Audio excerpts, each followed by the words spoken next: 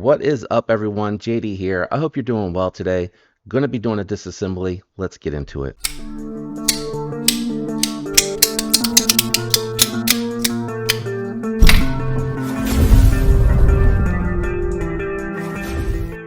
All right, so you can see here, I got my Spyderco Slysz Bowie. Still in that honeymoon phase. This has been a grail of mine. Super excited to have it. But it is a little weak on the detent, and I figured let's go ahead and record the takedown and see what's going on. You're going to need a T8 for your pivot, and I do recommend in this instance taking off the pocket clip screw. That way it'll lay flat for you on the mat. Well, as flat as it can, because it does have slightly contoured hands. So take your pocket clip and set that to the side. Hardware, I believe it's titanium hardware, but the pocket clips definitely steel. All right, now that you have that taken care of with your T8, go ahead and start with removing your pivot screw, which is also titanium. And then you'll need to either switch to your T8 driver or your T8 bit. So go ahead and switch that over. These are all captive and they're all size specific if any of them fall out, meaning the one back here is a little bit longer to accommodate the flare out on the back. So keep that in mind as you disassemble. Be very careful. As a matter of fact, in this instance, I'm going to just pick it up a little bit so that I can make sure I'm covering this screw in case it starts to back out, which means that my blade wants to pick up on the magnet. And I also just don't want to scratch up the scales on my brand new knife. All right. Once you get these all taken out, set them to the side, somewhere safe where you won't lose track of them. I just use the crevice of my mat. My burrito roll has been my go-to for a while now for these disassemblies. But I really do appreciate the mat. It has come in clutch. I can't even tell you how many times. So with all of that taken off, you should be able to go ahead and disassemble the knife. You can see here it's very simple construction. You got your barrels, back spacer. You have uncoated finished part here where the washers go on. We're going to go ahead while we have that here and just clean that off. We'll put some fresh lube on, and I'm just going to use minimal amounts of lube. That way it doesn't seep out. And I might come back in, I don't know, maybe a month and try to possibly polish up the washers. Right now it's really close to really smooth action from the factory, so I don't feel the need to polish them, but I will go ahead and clean these up. Let me go ahead and clean the blade while I'm here. Make sure all this has any dirt, debris, anything that might be on the knife from the factory. I mean, I don't think it would have any, but you can see it is already starting to break in, which is good. So I really don't feel the need to polish them just yet. I might, and the reason I say in, a couple months, especially if I carry it a ton, little dirt in the pivot, is so that if it kind of gums up and gunks up and they get dirty, see how they're kind of brown now, polishing them, we'll take them and make them a little smooth again, factory fresh. These feel pretty good, and I don't know if it's because I took them off with the cloth, but they're not super lubricated, so I'm going to keep that in mind. Yeah, I don't feel any burrs or anything forming, so they feel like they were installed correctly. We clean this one off, check this one as well. Yeah, this one feels good. I feel a little burr on the inside of this one. If I don't like the performance, I'll come back to that. I'm not going to do that right now. I'm going to go ahead and just pop this pivot out so I can clean it. The pivot is captive, and it is captive from the lock bar side. So you can see right there the D shape on it. And then I'm just going to clean all of this up on this side as well. And well, there goes my barrel. So that's the one that goes way in the back. I'm gonna stick that to the right so I don't lose track of it. And let me see here. Oh, that was loose. Okay. That was loose. I'm just gonna see if I can easily remove this. It's got two anchors for the the lock bar insert. If it doesn't want to come out easily, I won't mess with it too much, and I won't adjust the lock bar too much. Right now, it has a very light detent, and it is not quite gapped. So I'm going to just push it over a little and see if I can get it really close to the edge. Almost a gap from where I'm looking at it. So if you're looking straight down at it, you can't see through to the other side. And it's really close. So if I put any amount of pressure, you can start to see the pivot under it. So that's right about where I want to try to make the adjustment. We'll go ahead. Let me make sure, because I was pulling on this, that it's sitting flush. Oh, yeah, I heard it move. So it was starting to come up. So I was working it up. If you ever get that out, I would recommend just throwing a touch, like a dab of lube, on these two anchors right here, where the barrels are coming out from the titanium into the steel lock bar, to kind of make sure that it's locked down in place. And because I don't want this to move, I am going to snug it up as tight as it'll go without over tightening. Be very careful with that. I couldn't get under it to look at it, to be honest, to tell if it was going directly into the titanium or if they inserted a piece of steel for that as well. Spyderco does have a lot of attention to detail. Dang, I forgot to pivot. I hope that barrel doesn't slide back out. All right, so I'm going to go ahead while I have the pivot off. I don't need much, just a little bit of lube, and then just kind of work the coating over top. If you feel like you're not coated very well, you can always go back and just add a little bit more, and I think I may just on the bottom here, because it doesn't look okay. I couldn't tell if I got any on there. It doesn't look like the light is reflecting evenly, and that's all I really want. It's just an even coating on there. I'm gonna pick this up carefully. The D shape is facing the back. Am I facing the back? There we go. So, and the barrels are coming out again. All right. Let me see which way. I don't know if you can see it on this one, but it may be just on this side. It may not be on both sides. And can I do this? No, I'm not going to be able to show you guys without flipping it over. So the D shape, man, I can't even see it. It's so small. There we go. I am off camera. I am so sorry. D shape is kind of like down at this angle here. So hopefully you can kind of see that. I'm hoping your angle, because I'm at a bad angle, is better than mine. And you can see, whoop, did I fall out? You will be able to see with that D shape in there. And I'm going to do my best to zoom and edit and show you the D shape is kind of facing downward. I think it'll be okay. I don't think anything's going to really fall out now that I've got it in there to that point. And then here, I'm not feeling like one side is flatter than the other. I do usually, if I feel like it's contoured in any way, shape, or form, I personally will put, oops, that more flat side. Oh, it's got some abrasions on it.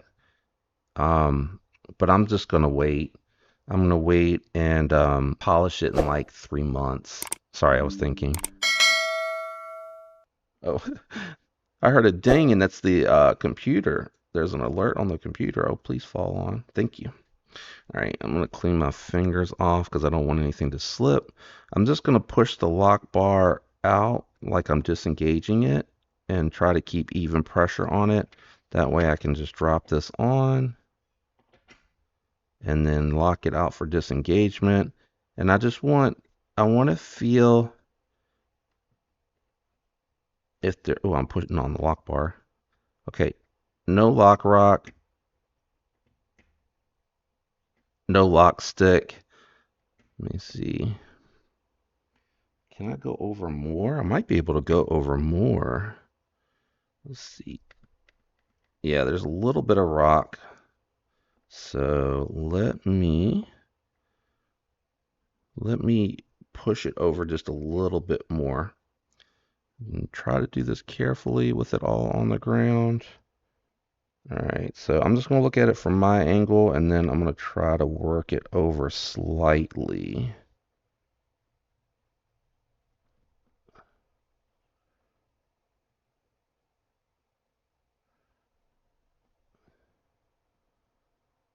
It's almost like, well, please don't fall off. It's almost like it's, as soon as you touch the lock bar, you can start to see a little bit of light. So I just want to check. I want to make sure I haven't developed any sort of lock stick. Okay, well, you know the other thing I need to do?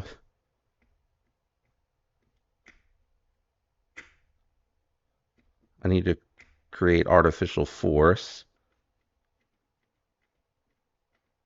And it's really hard because everything's not tightened down. Okay, well, I'm going to finish the assembly, and if it's not right, you guys can hang out with me and we'll continue to tune that lock bar on mine and see how that works out. All right, so I'm just going to put that down, clean that off, and just a dab. I'm just going to do a dab on either side. Let me cap this off so it's not running all over the table and I'm not losing any of my lube. At this point, you should be good to go with finishing the reassembly. Everything should just fall into place at this point. There's no pressure or anything like that. So just like that, it should drop. All right, so your pivot screw, just so you know, it has a bigger head on it than the pocket clip screw. So that'll be an easy way for you to quickly tell which one's which. And I almost dropped the tool right on top of the scale, which would have been bad. And we'll go ahead. You should be able, I think, to tighten these because they're captive on the other scale. Yeah, so I do like that design. I love that. I hate barrels that just spin freely and you gotta have the short stubby driver on the other side so you can kind of hold the knife and tighten it down. So kudos to Spyderco for thinking about that design aspect. I really do appreciate it. Benchmade does it too on theirs, but theirs are usually inside of the backspacer, not in the scale. In this instance, they did it in the scale. So I'm just going to, before I put the pocket clip on, I'm just going to check everything. All right, so we're centered, feels smooth, drops shut, nice detent, no catch, a little catch on that. Let's see if we got any side to side. No side to side, no up and down. So you see putting it together does make a difference. I have a little catch, but my detent's stronger. So I'm just going to rock it like this for a month or two. And actually it's already starting to, it's a little catch. It's not sticking.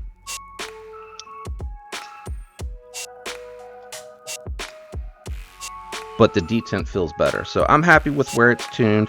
I'm going to go ahead, reinstall the pocket clip, which has already started to mar up my anodizing when I took the sticker off. But I'm okay with that. I don't mind too much. And then this one's kind of short, so it might be a little tricky to do the chopstick trick where you kind of just pinch it and slide it together and drop it in, as I successfully do that on the first try for the first time on any knife ever.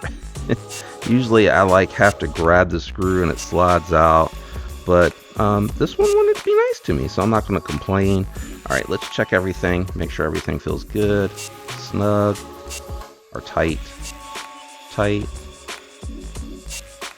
can't emphasize either how important, oh, that one's loose, it is to have a good set of Weehaw bits or the Weehaw tools, whichever you prefer, because the tooling on this one is really tight, the tolerances, which lets me know it's got a nice deep socket in it. This is going to go in nice and tight, and they're not going to strip, and that's the main thing that you don't want to happen. And just keep an eye on the bits regardless of what brand you like or which ones you're using, just to make sure that you don't see too much shine out on the tip there. If you see a lot of light reflecting back, that could mean that it's starting to wear down. I did see where someone took and just filed on a very flat file, filed it down a little bit and cleaned it just to get a little bit more life out of there, but just be careful, because when you do that, so you see, where's that light? You can see, maybe, I'm hoping on camera you can see a little bit of the reflection. So this one's been used a little bit. It still feels good when it goes in there.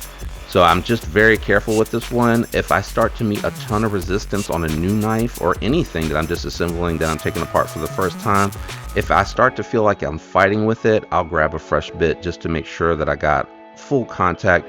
And when you file down, just be really careful when you file down a little bit on the top, because this does thicken up as well. So it may not go and sit all the way into the socket. Sorry, I didn't mean to turn this into an educational thing.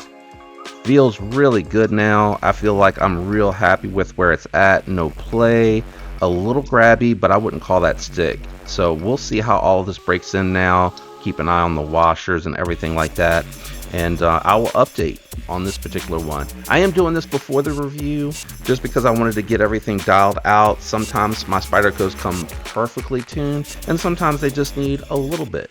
They're very finicky. They're tuned to an exact spec, so don't get frustrated if you mess with it and it's not quite right, but don't overcorrect. Go in steps. Take your time. Set some time aside. If you're going somewhere or doing something, that's not the time to do it. When you have time to sit down and do this with some patience, that's when I would recommend it.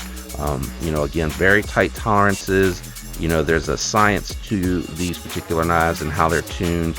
The reason I say that is because, like, where they put the lock bar and how they install it, the relief cut, the amount of flex that it has, you don't want to go too far because then you make the lock stick. You don't want to come back too far because then you don't have enough of a detent to open it without it feeling floppy, I guess is the best way I can describe it. But my point being, just be patient, guys. You'll be fine. Let me know if this was helpful for you and you enjoyed it. Also, if you have any tips, tricks, or suggestions, because this is my first Slysz Bowie. So this is my very first time taking it apart. I did research it to see, like, what's the best approach for attack on this one. And you guys know I usually like to do from the lock bar side, but the captive pivots, the D shapes, are all on this side, so I just wasn't interested in trying to flip and do anything fancy or anything like that. And it was relatively easy, as you saw, taking it apart from the show side. Anyway, thanks for tuning in. Shout out to everyone for tuning in and using those links, commenting, being subscribed, and a special shout out to my members. I appreciate all the support and that you guys are members. I got some exclusive stuff coming just for you, so make sure you're tuned in for that. Thanks for tuning in. I hope you have a fantastic week. Until next time, peace.